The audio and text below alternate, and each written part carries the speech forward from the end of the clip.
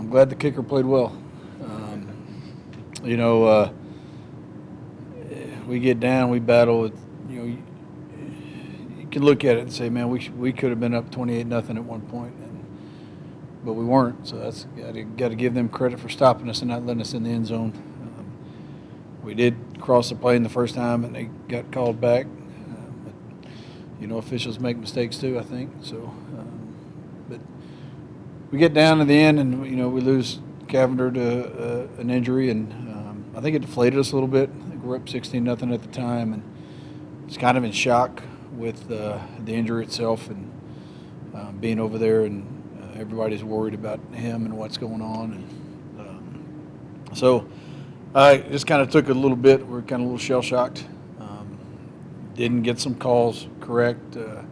They took advantage of it and went deep and got back in the game. So, you know, we're driving toward the end, and you know, we get the ball back. I think it was 7.5, 8 minutes to go, and start working our way down. I know our defense is tired, and I'm trying to tell the offense to conserve the clock a little bit. And there's one play in there that we're trying to tell Nick to slow down, and he snaps it with 30 seconds left on the play clock, and we were all mad. It turned out that 30 seconds was pretty valuable toward the end. So, I mean, what the hell do we know as coaches? You just kind of go. So, but Gage misses the field goal, and our guys didn't panic. We've been in these situations before, and we practiced these situations. We knew there was 2 minutes left. We had 2 timeouts, and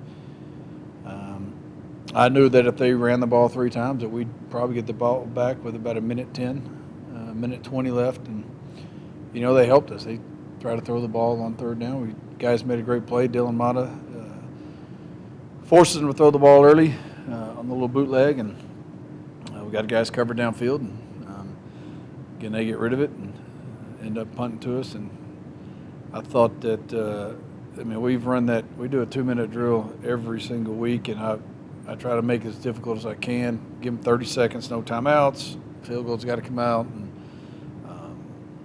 it never works. It never works, and I told them this morning. I said, "Hey, it doesn't have to work on Thursday as long as it works on Saturday." But I don't think there were any guys weren't nervous. We weren't scrambled because we had put ourselves in those situations before. We had, you know, we've got a Mayday field goal that if we are unable to stop the clock, and I think if the ball's on the closest hash, it's 15 seconds, and we can get out there and snap the ball and kick it. But just like we talk about, they were all right there at the 20-yard line, 25-yard line, ready to come on the field. Everybody else was away. There was a 5-yard distance between them, just in case we had to run them out there. So, as far as mechanics and all that, it was good to see it all work out and see that we were prepared for it. So, you know, and I told Gage and the team this morning, I said I'm proud of Gage for the 5 field goals and setting the school record, and you know, to kick a game winner like that in front of the fan base that was here, and that electric night was really good. But I don't ever want to see it again. I want touchdowns. I want you to set a record for extra points made instead of field goals. So, you know, I felt like we were firmly in control of the game, and you know, in the first quarter, and but we didn't finish. We didn't finish drives. We didn't, which allowed them to get back in. And you know, they came back and fought back, and it was a heck of a game. So. You mentioned being disappointed, but there's been a little pride also, because at any point, especially after JT's injury, they could have just rolled up and they kept fighting back. Yeah, I think that's one thing about this group of guys is they're, you know, we talk about playing for 60 minutes. And if we got to go longer, we'll go longer. And I think that we proved it. You know, the game, with about 2.5 minutes left, everybody thought the game was over. We didn't. You know, we've been in those situations. We knew what we had to do, and we came out and we did it. And I felt like we were going to get the ball back regardless, depending on how much time, minute, whether it was 2 minutes or a minute, and see what we could do. And I told Gage, ball's at the 32-yard line, kicking into that wind.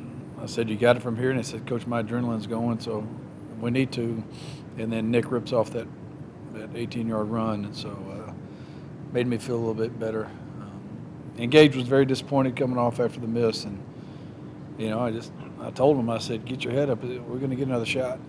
And he said, I'll be ready. And he was. He put it right down the middle. So and it was weird. He asked for the ball to be on that hash instead of in the middle of the field. And I think he wanted to kick into that kind of crosswind, and so he could kick it hard. And it wasn't going to stop it from going in, but it wasn't going to have as much pull coming left to right. As we all say, kickers are a different breed anyway, so that's what he wanted. That's how we did it. So very good. Good to get a win. Good to get back on that side of the ledger. We talked a couple of weeks ago about how impressed you've been with Noah so far this season, and for him to put up a season best effort on homecoming night. I mean, how has he continued to grow throughout the year? He's just a stud. I mean, what you don't see in the stats is on Jared's touchdown run, he goes in and does a nice little crack block, keeps the linebacker from coming out, really opens the alley up in the outside for Zane was leading him on the way, and let it right there for them to come get it. So, Noah's he's battling some pain. I don't want to say injuries because he doesn't like to be injured. He's battling some pain, he was extremely sore. I was scared to death when he down there and he fumbled, which I guess the ground can cause a fumble. Just found that out. But he got, it looked like he took a heck of a shot. And his body got twisted. I was worried about his knee, and he bounced back up. And I just don't know what else to say about the kid. He just, everything you want done, he does. And he jumps out there. He's the first guy to do it.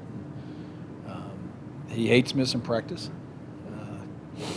And he wants to be out there all the time. And I showed a highlight of him today catching the ball going across the middle over, I think it was in the first quarter or first quarter. And he goes up and just snags the ball, and his feet keep moving in the air, and he comes down and he lands perfect and continues to run. And it was good. We did laugh at him a little bit for trying to look like that he could have scored if he kept going straight, but I think he wanted to run that guy over. I do. I think it almost cost us, but it's like, no, and he was like, Coach, he had an angle on me, so I had to turn back into him. But he lowered his shoulder and got him pretty good. And the other guy over the top came over and got Noah pretty good. So, he's just what you want. In a football player. So. Heading down to Midwestern this week, they're getting off the tough loss there. Midwestern's not really excited about that. Athleticism. They got players, the receiver, players in the backfield. They're returning. They're starting to play their quarterback again. That was the player of the year last year. Defensively, fast. They're not real big, but they can run. They'll line up, play a little press man, and Coach Maskell's been there for quite a while. He's adapted, to the changing of football since he's been there, and they're going to be well coached, and they're going to be ready to play. And I like going up against guys like Coach Maskell because you know what you're going to get. You're going to get a hard-nosed football team they might be a little more flashy than they've been in the past, but they've earned that right. But they're going to be blue collar and strap it on and go. So should be a heck of a challenge for us. It's been a while since we've been down there. I want to say like 19 maybe. I guess that's when we put them and took them to overtime, I believe. It's just to get on the road and go. And go play it. It's be a lot different than the crowd we had here Saturday night because they'll all be cheering for them instead of us. But they always have a good crowd, and we'll take whoever's available and head out there and go.